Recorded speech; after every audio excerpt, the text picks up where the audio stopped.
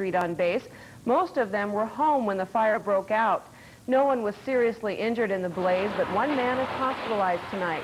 29-year-old Sergeant Richard Acevedo suffered second and third degree burns on his left leg, hands, and wrists when he tried to fight the flames himself. He is being treated at the base hospital. 2 firefighters were treated for smoke inhalation.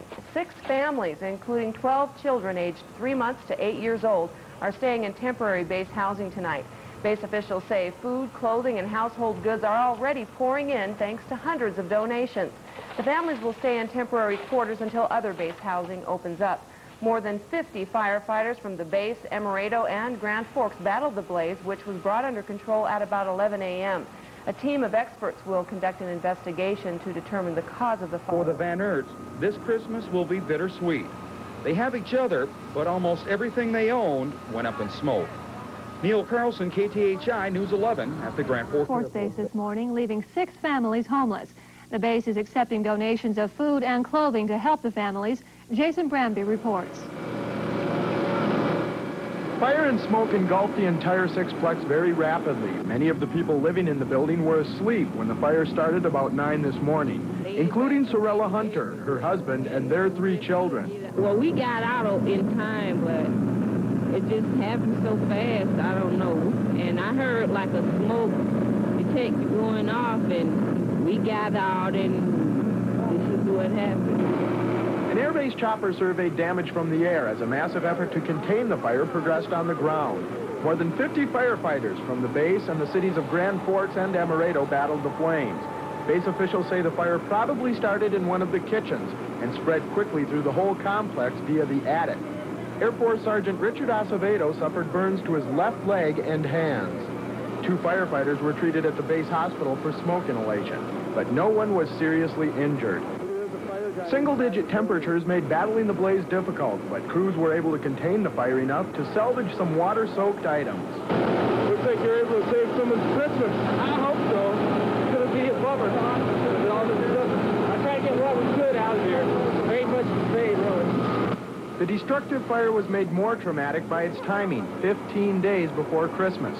Residents say 23 people lived in the complex, including 12 children. Those people are staying in other base facilities until housing becomes available. Hundreds of donations for the 6 families have arrived at the base Red Cross today. Most of the families carried no insurance. As crews brought the fire under control about 1 o'clock, they made a pleasant discovery. A family cat trapped in the basement was found alive. The extent and cost of the damage is not known yet, and base officials are still trying to pinpoint what caused the fire. It appeared there was a kitchen fire, and that is the most probable cause right now, but we'll do some investigative work after that, see why it did spread so fast. At the Grand Forks Air Force Base, Jason Branby, KX4 News. Authorities in This sixplex apartment building is located at 1114 March Avenue in the housing section of the Grand Forks Air Force Base. Some 50 firefighters from the Air Base, Emerado, and Grand Forks fought the blaze in a wind chill of 23 degrees below zero. Luckily, the fire did not start until around 9 a.m. Most people were already up for the day. All 6 families who lived in this building got out safely. But one resident of the building has been admitted to the base hospital with minor burns on his wrist and hands. And one firefighter was treated and released for smoke inhalation. Air Base Fire Chief George Vankirk says the blaze apparently started here in the middle unit of this building. It appeared there was a kitchen fire, and that is the most probable cause right now, but we'll do some investigative work after that, see why it did spread so fast. The building is virtually gutted, but with the base, Grand Forks, and Emerado fire departments working together, the blaze was brought under control in 3 hours. No other buildings were threatened. And we've had outstanding cooperation and communication between Emerado Fire Department as well as the Grand Forks Fire Department. Alternative housing at the base has been found for the fire victims, and airmen have donated clothing and other necessary items. But for the Van Erts, this Christmas will be bittersweet. They have each other, but almost everything they owned went up in smoke. Neil Carlson, KTHI News 11 at the Grand Forks Air Force Base. Hundreds of donations of food and clothing are pouring into a Red Cross drop-off point from people at the base and in surrounding communities. Tables are filled with goods destined for 6 families left without homes by the fire. Investigators hope to know by the end of the week what caused the fire and why it spread so fast. Yesterday morning's blaze destroyed a 6-unit housing complex, leaving 24 people, including 12 children, without day-to-day essentials. The base has provided temporary lodging for the families until permanent housing becomes available. The Groves are one of the 6 families who watched the fire consume most of their belongings. They are overwhelmed by the goodwill and support they've received. Not too long ago, somebody came over and said, you know, there's still plenty more food and there's plenty of clothes at the rec center. Everybody keeps dropping by and says you need help, you know, and everybody's helping out, especially in our squadron. The base ran.